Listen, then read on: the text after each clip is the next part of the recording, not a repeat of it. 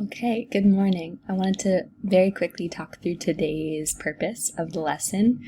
We're starting a new unit in algebra, and the star of this unit is linear equations.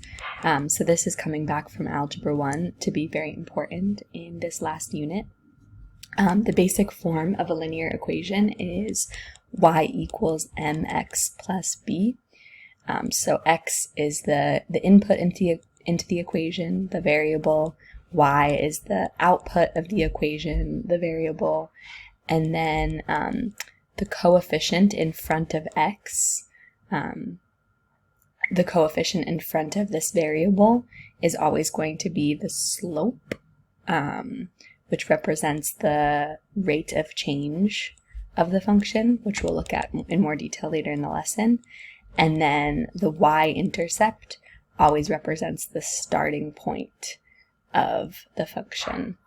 And that is the constant, or the number that's not next to the variable. Okay, we'll do more examples of this later in class, and I'll see you on the next slide.